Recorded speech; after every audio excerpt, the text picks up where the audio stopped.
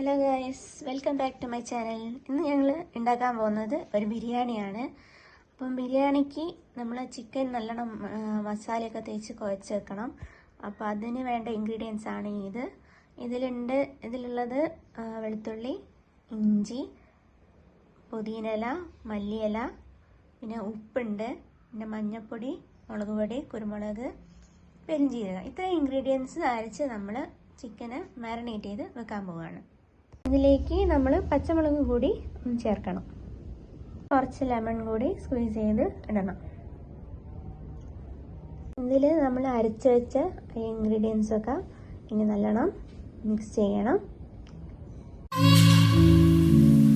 അടുത്തതായിട്ട് നമുക്ക് വേണ്ടത് ഇതിൽ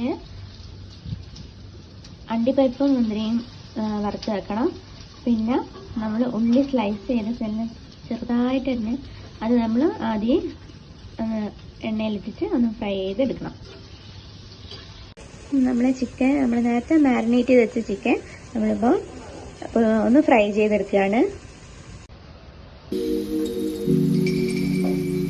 ഗൈസ്, നമ്മൾ ഉള്ളി വാട്ടുകയാണ്.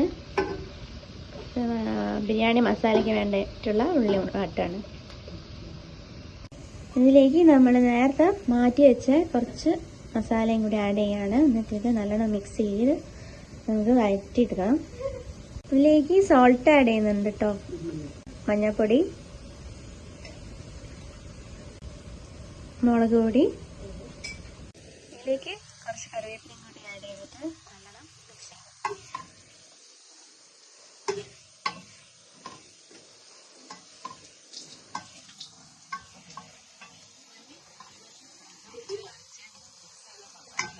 ബിരിയാണീൻ്റെ റൈസ് ഉണ്ടാക്കാൻ പോവുകയാണ്.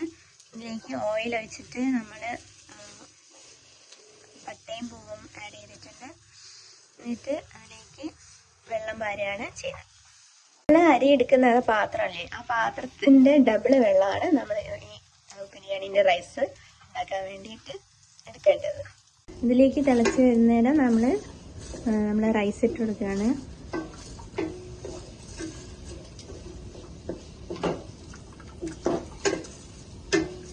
ഉള്ളി നല്ലോണം വാടി വന്നിട്ടുണ്ട്. അപ്പോൾ നമ്മൾ ഇതിലേക്ക് കുറച്ച് സ്പൈസസ് ഇടുക. പുതിനയില, മല്ലിയില ഇടുന്നുണ്ട്. നെക്സ്റ്റ് നമ്മൾ നേരത്തെ ഫ്രൈ ചെയ്ത് വെച്ച ചിക്കൻ ഇതിലേക്ക് ആഡ് ചെയ്യാണ്.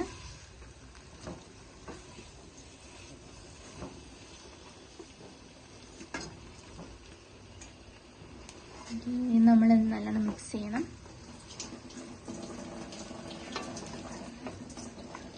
റൈസ് റെഡി ആയിട്ടുണ്ട്. നമ്മൾ ഇതിലേക്ക് കുറച്ച് സ്പൈസസ് ആഡ് ചെയ്യാണ്. അതിനൊപ്പം നമ്മൾ ഇതിലേക്ക് കുറച്ചുകൂടി നെയ്യ് ഒഴിക്കുന്നുണ്ട്. റൈസിലേക്ക് നമ്മൾ കുറച്ച് ലെമൺ ജ്യൂസ് ഒഴിക്കുകയാണ്.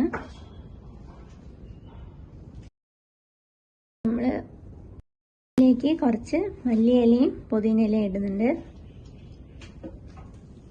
ഇനി നമ്മളിത് ദമ്മിലിടാൻ പോവുകയാണ് കേട്ടോ ഗൈസ്.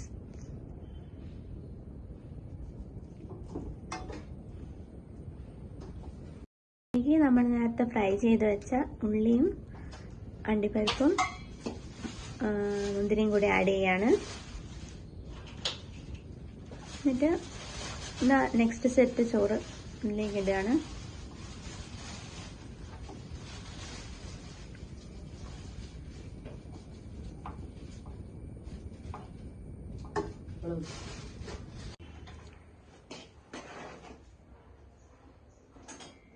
ബിരിയാണി ഇപ്പോൾ ദമ്മിടാൻ വെച്ചതാണ്. ഇതിപ്പം അടിയിൽ കരിഞ്ഞു പോകുന്നതിന് വേണ്ടിയിട്ടാണ് അടിയിൽ ഇങ്ങനെ ഒരു പാൻ വെക്കുന്നത്. ഒരു 20 മിനിറ്റ് ഇത് ദമ്മ് വെക്കണം. നമ്മളെ ബിരിയാണി റെഡി ആയിട്ടുണ്ട്. സോ ഇതാണ് ഫൈനൽ ലുക്ക്. നമ്മളെ ബിരിയാണി അടിപൊളിയായിട്ട് റെഡി ആയിട്ടുണ്ട്. അപ്പം ഇത് നിങ്ങളെല്ലാവരും ട്രൈ ചെയ്യണം. ഇപ്പോൾ സെറ്റ് ആയിട്ടുണ്ട്. സോ എല്ലാവരും ലൈക്ക് ചെയ്യുക, ഷെയർ ചെയ്യുക, സബ്സ്ക്രൈബ് ചെയ്യുക. Thank you.